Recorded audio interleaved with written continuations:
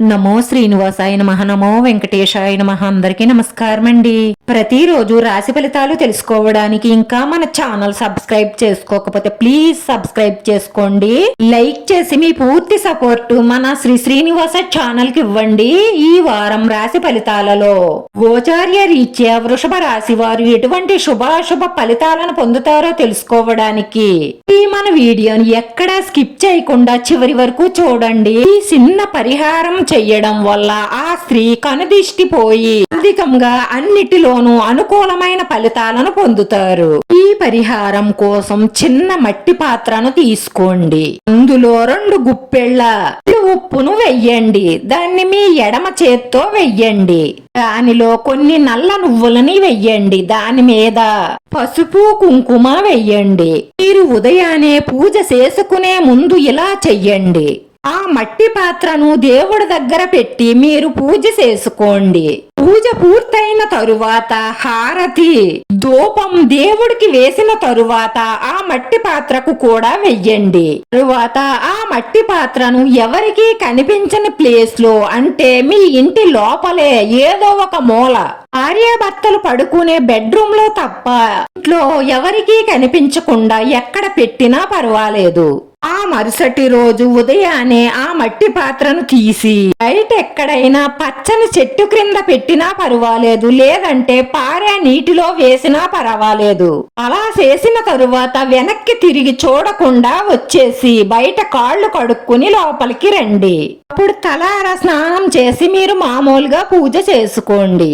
ఉన్న చెడ్డలన్నీ తొలగిపోయి చాలా సంతోషంగా ఉంటారు. ఈ ఉద్యోగ వ్యాపారాలు చాలా ప్రభావవంతంగా ఉంటాయి. ఇవిగా ప్రణాళికలు వేసుకుని ఎటువంటి సంకోచం లేకుండా ముందుకు సాగిపోతారు. ఆరోగ్యం పట్ల శ్రద్ధ వహించండి, లేదంటే తరువాత కాలంలో ఇబ్బంది పడే అవకాశాలు ఉంటాయి. మీరు అనుభవిస్తున్న మీ జీవిత సమస్యలను మీ భాగస్వామితో పంచుకుంటారు.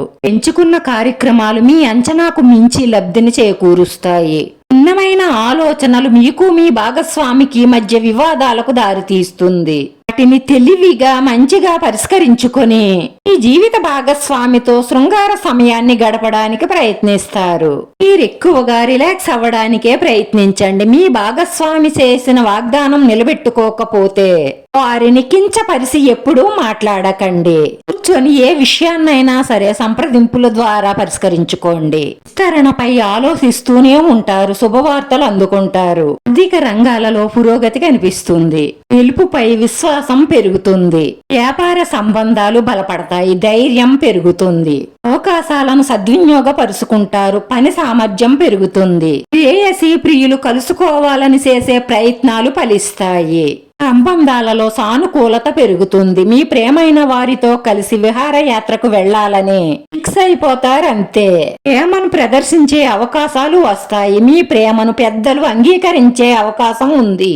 మీ మీద చెడు దృష్టి ప్రభావం చాలా ఎక్కువగా ఉంది. ఈ చెడు దృష్టి ప్రభావం రాజును కూడా భిక్షగాడిగా చెయ్యగల శక్తి గలది. ఈ విషయం మీకందరికీ తెలిసిందే. మీరు బాగున్నారు, సంపాదించుకుంటున్నారు అన్న అసూయతో ఒక స్త్రీ మీ మీద పడి ఏడుస్తుంది. కాబట్టి మీరు చాలా జాగ్రత్తగా ఉండవలసిన సమయం ఇది. మీరు ఆర్థిక కార్యకలాపాలలో కూడా సాహసం చూపించవలసిన సమయం ఇదే. ఈ రాశి వారి పరిహారం: మంగళవారం రోజు దుర్గా అమ్మవారిని దర్శించుకొని అలంకరణ వస్తువులు ఇవ్వడం వల్ల మీ మనసులో ఉన్న మంచి సంకల్పాలన్నీ నెరవేరి మానసిక ప్రశాంతత లభిస్తుంది. వీడియో నచ్చితే లైక్ చేయండి. మీ లైక్ మాకు ఎంతో విలువైంది. మీరు లైక్ చేయడం వల్ల ఈ వీడియో కొంతమందికి చేరుతుంది. నా శ్రీనివాస ఛానల్ ఆదరించండి. అందరికీ ధన్యవాదాలండి. నమో వెంకటేశాయ నమః.